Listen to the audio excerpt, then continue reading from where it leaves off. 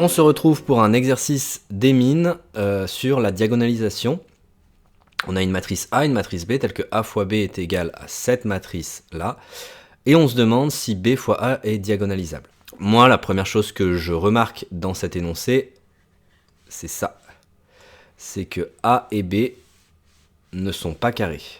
Et ici, BA n'est pas une matrice 3-3, mais c'est une matrice 4-4. Donc ça, certainement que ça va jouer un rôle. Ensuite, de manière générale, comment est-ce qu'on fait pour montrer qu'une matrice M est diagonalisable? Pour moi, il faut penser à trois choses. On peut, déjà la définition d'être diagonalisable, c'est que l'espace ambiant est égal à la somme directe des espaces propres de M. Ça, c'est la définition d'être diagonalisable et ça peut être utilisé dans les exercices. La deuxième chose, c'est que M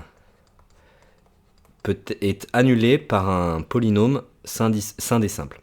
Il existe P, un polynôme scindé simple, donc avec des racines toutes différentes, tel que M est annulé. P de M est égal à 0, donc la matrice nulle. Et enfin, la dernière chose, et il ne faut pas le négliger, ça, faut pas l'oublier, c'est si M est une matrice symétrique, puisqu'on a un théorème qui permet de conclure directement dans ces cas-là. Dans quel ordre est-ce qu'il faut penser à tout ça? Pour moi, le premier critère auquel il faut penser, c'est celui-ci. Est-ce que M est symétrique ou pas? Alors pourquoi il faut penser à celui-ci en premier? Parce qu'en général, c'est très simple de voir si une matrice est symétrique ou pas, c'est très visuel, si la matrice est donnée explicitement. En deuxième, on peut penser aux polynômes. Pourquoi? Parce qu'en général, on voit dans un énoncé s'il y a des polynômes ou pas. Et on pourra voir dans d'autres vidéos des énoncés où il y a des polynômes de matrice et tout de suite, il faudra penser à réduire cette matrice ou en tout cas à étudier ses espaces propres, ses valeurs propres. Et puis peut-être en dernier, si on a éjecté les deux autres critères assez rapidement, on peut essayer de voir si on peut décomposer l'espace comme une somme directe de tous les espaces propres de la matrice. Ici, le problème, c'est qu'on a, si on revient à l'énoncé, le problème, c'est qu'on n'a aucune information sur BA. BA, c'est la matrice qu'on veut diagonaliser. On ne sait pas si elle est symétrique. Il n'y a pas trop de polynômes qui est dans l'énoncé. Ayant écarté les deux autres, peut-être qu'il va falloir utiliser cette méthode-là et trouver tous les espaces propres de BA. On a à notre disposition seulement la matrice AB. AB, est-ce qu'elle est diagonalisable? Est-ce que les vecteurs propres de AB vont nous servir à trouver des vecteurs propres de BA? Puisque c'est ce qu'on va devoir faire, c'est ce qu'on va essayer de trouver, c'est les espaces propres de BA, donc on va essayer de trouver des vecteurs propres. Ici, ça peut être intéressant déjà de voir si AB est diagonalisable ou pas. Et donc on va réutiliser les trois critères. On voit que le premier critère directement va nous servir, puisque AB c'est une matrice qui est symétrique. Donc on sait déjà que AB est diagonalisable, et ça va nous servir certainement à trouver si BA est diagonalisable ou pas. Donc on peut le dire, AB, c'est une matrice dans S3 de R. AB est diagonalisable.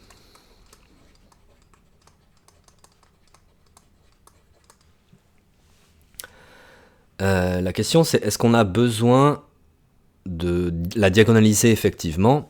On ne sait pas encore. Mais on peut se poser la question si V est un vecteur propre pour AB.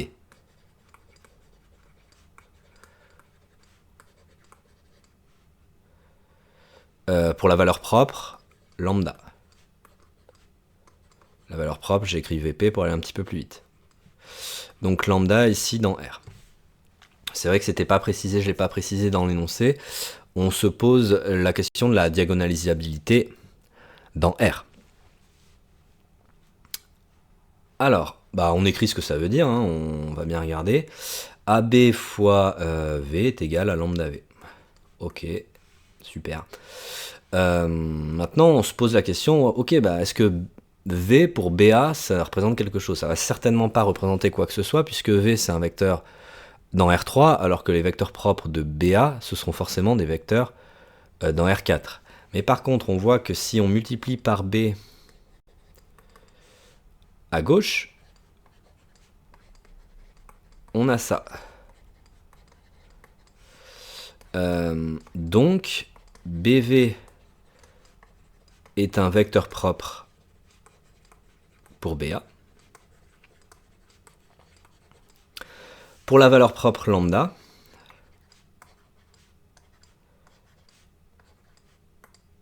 et là, si on fait ça, bah, le correcteur il nous regarde et il n'est pas content. Pourquoi? Parce qu'on n'a aucune idée si BV est nul ou pas. Et un vecteur propre, ça doit être un vecteur non nul. Donc, c'est si BV est différent de 0 en tant que vecteur dans R4. Donc on voit que naturellement, bah déjà si on a une base de vecteurs propres pour AB, on va avoir 3 vecteurs propres pour BA. Et ce qui va nous intéresser, c'est de savoir si B sur cet espace-là, donc si B a un noyau qui est nul ou pas. Donc on voit qu'on est naturellement conduit à cette analyse-là. Est-ce que BV peut s'annuler ou pas? Donc ça c'est une analyse du noyau. Alors on n'a pas trop d'informations sur B, par contre on a des informations sur AB. Si on revient à l'énoncé, on voit que AB c'est cette matrice-là.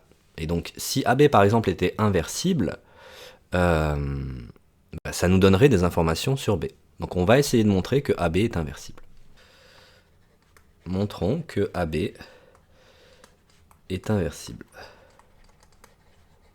Alors pour montrer que AB est inversible, il pourrait y avoir plusieurs méthodes. AB, on peut l'écrire comme la matrice avec que des 1 dedans, moins l'identité, et la matrice avec des 1 en coefficient partout, c'est une matrice qui n'est pas inversible, dont le noyau est dimension 2 et dont la dernière valeur propre est 3. Donc, donc du coup, AB moins l'identité est nécessairement inversible, puisque 1 n'est pas une valeur propre. Sinon, on peut très bien calculer le déterminant. C'est pas trop compliqué non plus. Enfin, ou trouver le rang, hein, c'est pas... Ça n'a rien de compliqué, donc là on peut y aller franchement. Tout ce qui peut ressembler à quelque chose de bien, on le fait. Donc ici par exemple, je vais faire L3 prend L3 moins L2, donc j'utilise des opérations sur les lignes. Je touche pas à L1. Hop, 1, moins 1. Je développe par rapport à la première colonne. Et ça me donne 1, moins 1, 1, 1. Et bon, on n'a un peu rien à faire de tout calculer, mais faisons-le parce que ce serait dommage de ne pas aller jusqu'au bout. Mais on voit que ça va être non nul. Voilà. AB est inversible. AB est inversible, donc le noyau de AB est réduit au vecteur nul. Or, ça c'est quelque chose qu'il faut savoir, quand on a des multiplications de matrices, le noyau de B est inclus dans le noyau de AB. Si B de x est égal à 0, alors AB de x vaut 0. Donc, ker de B est égal à 0. B est injective. Qu'est-ce qu'on a jusqu'à présent? AB diagonalisable.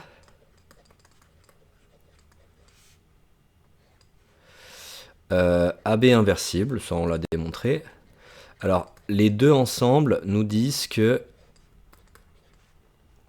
le spectre de AB ne contient pas 0. C'est une première chose. Ensuite, B est injective. Ce que ça nous dit, ça, c'est que si U1, U2, U3 est une base de vecteurs propres de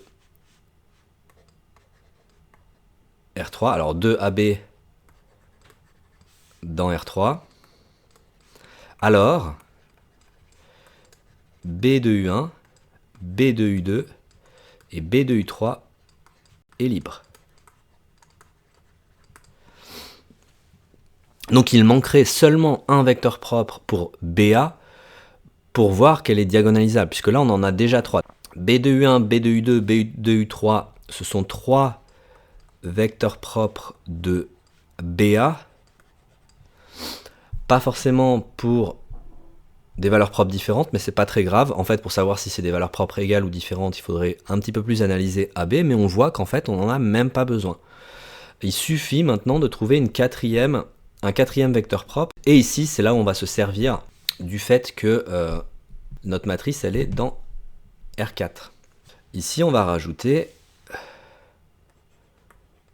donc pour des valeurs propres différentes de 0. Pourquoi? Parce que ces valeurs propres, ce sont les valeurs propres pour AB, et on avait montré qu'elles étaient différentes de 0. Ça va nous servir puisque le dernier vecteur propre, on va montrer que c'est un élément du Ker de BA. Donc on va juste montrer que le noyau de BA est non nul. Ça voudra dire qu'il est au moins de dimension 1, donc que l'espace propre associé à la valeur propre 0 est de dimension au moins 1, et qu'il y aura du coup un vecteur propre associé à la valeur propre 0. C'est exactement le dernier vecteur propre que l'on cherche. Alors une fois qu'on a fait tout ça, on peut se demander, ouais, mais comment est-ce qu'on pense au fait qu'il faut montrer que le noyau de BA est différent de 0?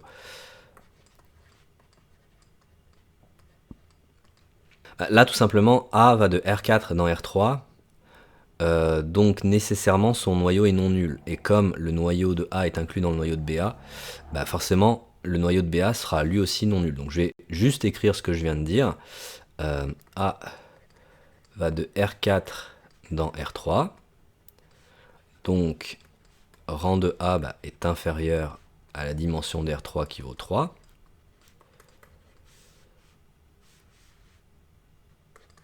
Et là, on utilise le théorème qu'on utilise quasiment à chaque exercice où il y a de l'algèbre linéaire. Le théorème du rang qui nous dit que la dimension du noyau de A, c'est... Alors 4 ici, la dimension de R4, moins le rang de A, c'est supérieur ou égal à 4 moins 3, qui est égal à 1. Donc, comme Ker de A est inclus dans Ker de BA, la dimension du noyau de BA est supérieure ou égale à la dimension du noyau de A qui vaut 1. Ainsi, l'espace propre associé à la valeur propre 0 de BA est différent de 0. Soit, alors on va l'appeler U4 ou V4, un vecteur propre associé à la valeur propre 0, on a B de U1, B de U2, B de U3, U4 est libre comme famille de R4. Alors pourquoi? Parce que en fait cette famille-là, elle est déjà libre et que lui, c'est associé à une valeur propre qui est différente, c'est 0 on le sait, mais qui est une valeur propre qui est différente de celle des BUI. Et on sait que les vecteurs propres associés à des valeurs propres différentes forment des familles libres. Finalement, B de U1, B de U2, B de U3, U4 est une base de vecteurs propres de BA.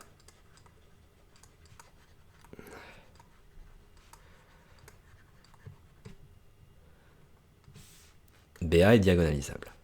Donc on voit qu'on a pu démontrer la diagonalisabilité en se servant de la définition, et c'est vraiment... La définition, il ne faut pas l'oublier, d'accord? Souvent on part sur les polynômes, la plupart des exercices ils utilisent des polynômes d'application linéaire ou de matrice. Ici c'est pas le cas. Et puis ici ce qui est aussi étonnant, c'est que on n'a pas du tout eu à diagonaliser AB.